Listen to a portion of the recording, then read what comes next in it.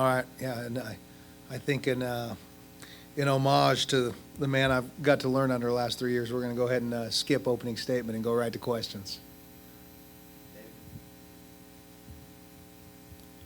Coach, first, congratulations, obviously, but in the aftermath of this whirlwind for the past week, how satisfying is it to have this day to put a class together and get started moving ahead in 2023, even while you have bowl preparations going on? Yeah, I think today's success, the class we put together, the number of guys in it who, were committed prior to the tragic news of Coach Leach's passing, and then still stayed committed and signed with us today. I think that sends quite the statement about the young men that we were recruiting, right? The families they come from. I think it says a whole heck of a lot about the entire program, the coaches who went out on the road and got into the homes and spent time with them and reaffirmed all the reasons why those guys were committed to us in the first place. It says a lot about our locker room. Those guys develop relationships with the young men on our team, and obviously nothing changed. They know that's a constant in the locker room. They want to be a part of this program because they relate to the guys in the locker room. They're Mississippi State kind of guys. And so coaches who recruited, the recruiting staff who, puts in a lot of long, hard, unrecognized hours. They did a tremendous job, and obviously we're enjoying the fruits of our labors today. Kind of along those lines, Coach, obviously so much uncertainty, and these guys had a lot to think about in a short period of time. How beneficial was it for you to have guys like Chris Parson and Creed Whittemore and others in the class step up and say, hey, we're going to stick together and honor Coach Leach being his last class? Yeah, I got that question a few times a day, and obviously, Chris on social media, I know, has got some really, really good quotes in there, but quite a few guys in the class did a tremendous job of displaying their leadership, the kind of young men they are, their character, and reaffirming to the rest of the class, hey, obviously, Coach Leach's passing was incredibly tragic and unfortunate, and it certainly created an opportunity there for doubt to creep into people's mind or for other teams to recruit against that. And some guys stepped up and showed tremendous leadership, which obviously you want out of your quarterback. I think he was the first letter of intent we got in this morning. So very excited about this class, the type of character they displayed, and look forward to working with them for years to come. Obviously, everyone sees, the home visits and things like that coaches take, but there's, a lot of people that work behind the scenes too with recruiting. I guess, what'd you maybe learn about this staff and the people who help you guys out, this past week, dealing with, I'm sure, the emotions that came with everything, along with, kind of putting their head down and getting to work? Oh, it's the kind of people we have here at this university, right? It's what makes this a great place. Obviously, from the culture, from the president on down, right? Dr. Keenum, Interim AD Bracky Brett, right? What's expected of everyone in this department. We're in a results business, right? So even if unfortunate things happen, we still got work to do, and we got to get results. And so that's the mentality that exists here. It's what makes this such a tremendous institution and a tremendous place to work.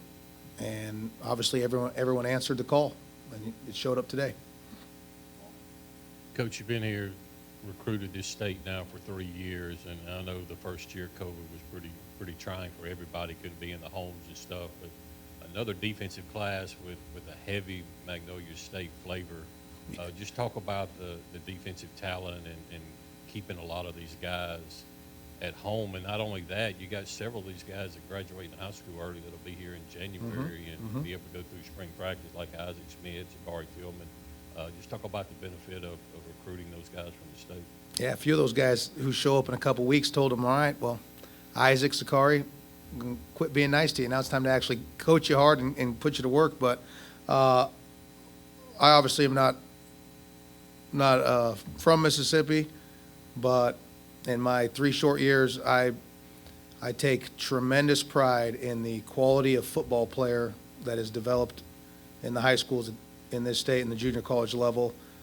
And particularly being a defensive guy, the defensive talent that obviously is known about and has flourished from this state.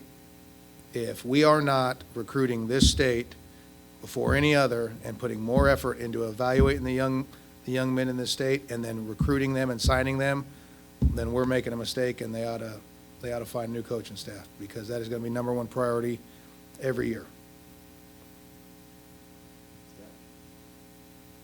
I know you've been balancing a lot of things this week, but, in terms of this bowl game, have you made any decisions in terms of, play calling, how that's all going to be handled on both sides of the ball? Yeah. Obviously, my intention is still call it on defense.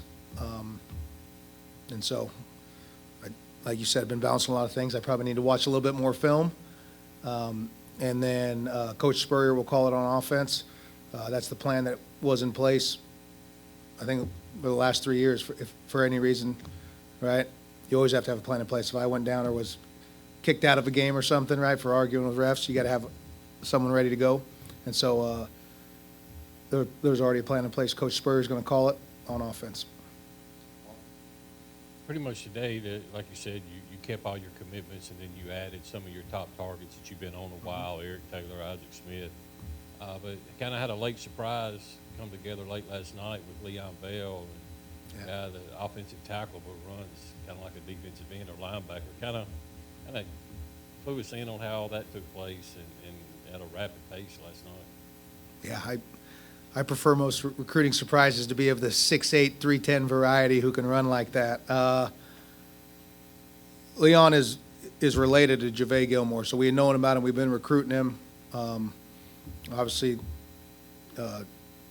Coach Miller, the recruiting staff, Coach Brock, because he's JaVale's position coach. There's been constant communication, and like I said, an opportunity arose for us to get him signed and here, and you're gonna jump on that anytime when you get, like you mentioned, offensive linemen who probably beat all of our D linemen, and I think quite a few linebackers in a race. We are incredibly excited about his future. I think his best football is ahead of him. You added a couple transfer corners with Kamari Rogers and Rodarius Jones, and obviously pretty familiar with them. You recruited them in high school, but I know you can't say specific names, but looking forward in the transfer portal, are there certain positions that you feel like you still need to fill in the void moving forward? Yeah, you're always going to look if there's a dominant front guy either on either side of the ball, right, who can be a difference maker. You always consider that, just because the game's won and lost at the line of scrimmage. To put it bluntly, obviously in this day of transfer portal, right, your roster could change too, and so but you're constantly evaluating your needs, and you never pass up a great player. So if you feel like you got a guy who makes you better, typically you find a way in your numbers to do that. Throughout, Coach Leach's tenure here, he stressed, stability a lot and was able to maintain a lot of the staff. The guys you have today have been here since, 2020, most of them at least. How important is that going to be for you, moving forward to maintain the guys you have on staff now going into next season? Yeah, to be honest with you, since taking over, becoming head coach, really we've had only 3 priorities. Number one has been obviously take care of our current players, make sure they're okay. Number 2 has been retain the commitments in the signing class, right? Try to pick up any key late additions to finish the class off right. And then number 3 is obviously to prepare for this bowl game and get a team ready to go out there and finish the season off the right way, honor Coach Leach, and play well. And so really those are the only 3 things we've been focused on right now. Anything beyond that is, to me, to be determined at a later date. Coach, you got it in this class when you look at guys like Kelly Jones, Ty Jones, Creed Whitmore, Justin Brown, guys that were productive on both sides of the ball. Isaac Smith's another one. How much is that going through evaluations, like for Kelly Jones, who most of his film was at quarterback, but you get to see his ball skills? Same thing with Justin Brown, but in the defensive secondary, the way he played. How much is that going to evaluation in your opinion? I just think it's recruiting, I imagine these guys, their high school football coaches want to win, right? They play the best players on both sides of the ball, and so when you got really good football players, athletes like a Kelly Jones, like you mentioned, or Justin, right? They're going to be the best players on their team typically, and they're going to find ways to put those guys in a position to affect the game. Kelly at quarterback, but he's a DB for us. Obviously, Ty Jones at running back for Bay Springs, lead him to a state title. There might be a chance he's running some blitzes here. So good football players are good football players, and obviously that jumps off the screen in the evaluation process. I personally love to see DBs who play wide receiver because it shows they have some ball skills. I love to see offensive guys who play some defense because, they got a little mean streak to them, which you want running throughout every phase of your game. Even before this past week. I mean, I don't know if I'm allowed to say this or not, but obviously most of these guys are dual sport athletes too, right? Which is incredibly important. If you ever get a chance, was fortunate enough to get out last week to go watch Kelly Jones play basketball. If you ever get a chance to go watch Clarksdale versus Coahoma County, I suggest you take that opportunity. Sort of along those lines, even before taking overall charge, how involved have you been, or what input have you had in the past 3 years recruiting offensive players, as far as coaches' opinions? What do you think of this guy? How would he play against you? How would you evaluate them? I would think if you asked everyone else, they'd probably say I gave my opinion way too freely. Certainly with out of line at times, being just a defensive coordinator. But yeah, when you're in staff meetings, obviously that's the culture and the environment that Coach Leach set, right? We want everyone's opinion to be heard so we can make the best decision possible. Obviously, offensive guys give us opinions on defensive recruits because they see things differently. They have different areas, so they know who the best players in our area, in their area, and yeah, it's always a team effort, the recruiting and evaluation process. I know you guys had commitments from a lot of guys, even entering today, but what was the reaction like when you guys, heard the confirmation that Isaac Smith would be coming here? And I guess what did you see from him throughout the recruiting process that got you excited? Yeah, Isaac and his family are first class. I distinctly remember his high school team was here for our summer 7-on-7 tournament, and the performance he put on that day on both sides of the ball. I don't know if his team got to the championship. They might got to the semifinals, but I don't know if one guy made such a huge difference for his team on that particular day. But yeah, he's a tremendous football player. I think we got the perfect position in our defense for him, and there were quite a few cowbells ringing in the football building when that paperwork came through. You got a kind of unique to get a signee from Australia, and this is a guy that played Australian rules football, so he's probably pretty prepared for the physicalness of the SEC. What's it like to get a punter that's 6'3", about 210, and isn't scared to go down and make a tackle?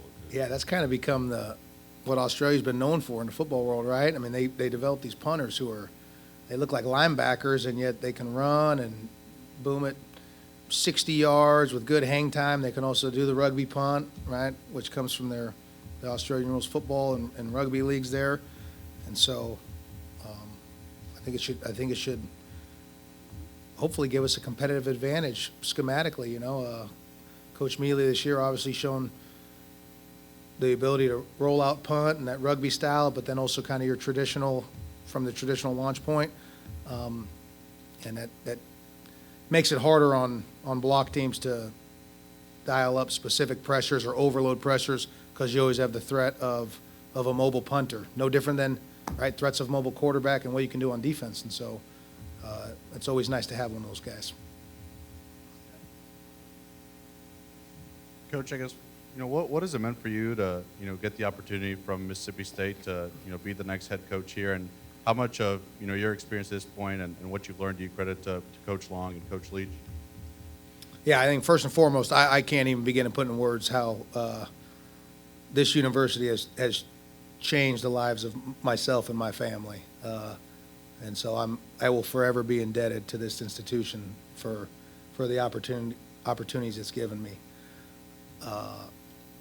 I also realize now that I think it's 13, maybe 14 years now between working for Coach Long and then working for Coach Leach, the wisdom that those men possess and the opportunity for a young coach to spend time under them and just observe and listen, those lessons will stay with me for the rest of my life, not only professionally as a coach, but also personally. And I hope to be half the leader that those guys have been throughout their career. I guess kind of along those lines, you mentioned, you know, the players continuing to practice this week, getting ready for the game. I guess we saw, you know, Will Rogers and Buki Watson speak yesterday. How important have some of those, you know, veteran guys been in terms of, you know, battling all the motions of this week and kind of getting the team together? Yeah, we got great guys in our program. I mean, we got great guys, and a lot of times, too much of the story is on coaches. On, you know, in this particular case, myself. Right, Will Rogers, Buki Watson, the senior class. You know, Cam Youngs, Jaden Crumedies, right, even young underclassmen, Emmanuel Forbes, right. Those guys have probably had a greater influence on our locker room and our approach and our resiliency these last 10 days or so, certainly than myself or any one coach. And they obviously deserve recognition for that. And there's a whole bunch of other guys I did not mention right there. But we got tremendous guys in this program. Okay, they're excited for this opportunity. A bowl game is a reward for their year's worth of hard work, their success this season, the way they've played, and they certainly deserve this opportunity. And it has been expressed, and they understand that we are doing exactly what Coach Leach would want of us, and that is to finish this season off, to stay focused on the game, to put in the work and prepare. And there is no better way for us to honor him and show our respect for him and his family than to go out there and play a complete game and compete like he would expect us to. Anything else?